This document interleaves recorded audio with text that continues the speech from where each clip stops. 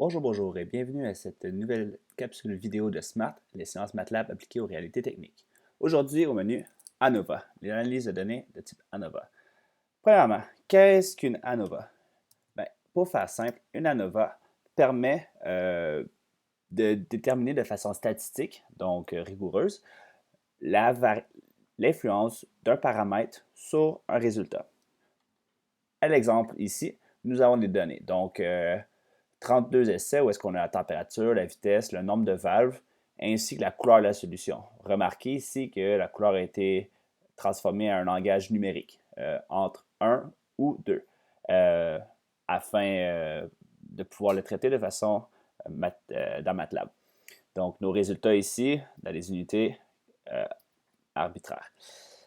Si on veut savoir c'est quoi lequel de ces paramètres a un impact sur l'efficacité ou sur le taux de réaction, comment faire? Ici, il y a les quatre paramètres en même temps. On peut y aller de façon en traçant des droites linéaires dans Excel, mais il y a des façons beaucoup plus élégantes, dont la méthode que nous allons vous montrer aujourd'hui. Donc, sans plus tarder, nous allons ouvrir MATLAB. Donc, première chose, nous chargeons les données dans MATLAB. Donc, vous voyez ici, nous allons utiliser la fonction XLSRead qui permet d'importer des données qui sont dans un fichier Excel se situant dans le même dossier actif.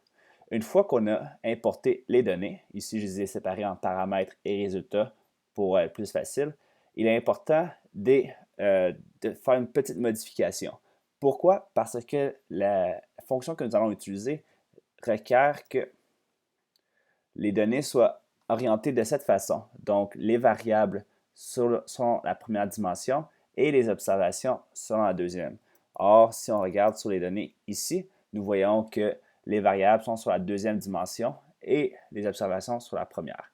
C'est pour cela que dans le script MATLAB, ici, vous voyez le petit opérateur apostrophe. Apostrophe qui permet de faire une transposée.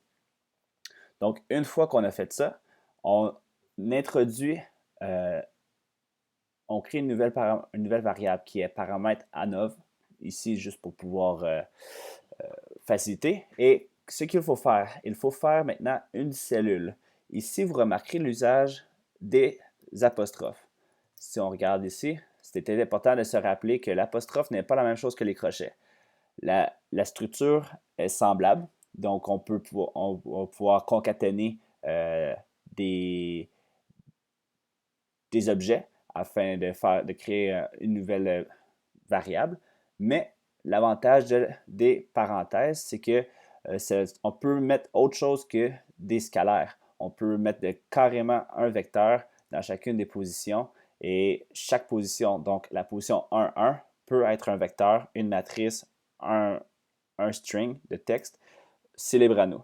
Pas obligé que ce soit un vecteur. Donc, un scalaire, je veux dire. Donc, si on fait ça, on fait la même chose pour les valeurs de x ainsi que pour la valeur de y. Ici, vous remarquerez qu'on a simplement séparé les deux pour plus tard. Donc, si on exécute cette partie-ci, remarquez ici, paramètres. Donc, même si les paramètres ont 32 observations ainsi que 4 vecteurs, 4 variables, ici, on remarque seulement 4, 1. Donc, ils ont été mis dans un objet contenant seulement 1 de dimension en 2. Bref, une fois qu'on a fait cette petite poutine-là, eh bien, c'est simple. On utilise la fonction ANOVA N, dans laquelle on rentre nos résultats, donc notre valeur Y. Ici, c'est l'efficacité ou le taux de réaction. C'est pour ça qu'on les a séparés. On rentre tous nos paramètres X, mis selon cette structure, et on dit le nombre de paramètres qu'il y a. Si on exécute ceci, ça va nous donner le beau tableau ci présent.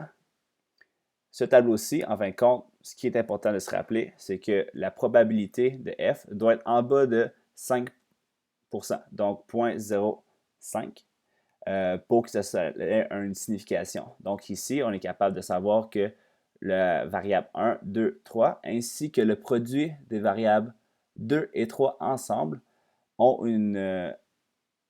vraiment un impact sur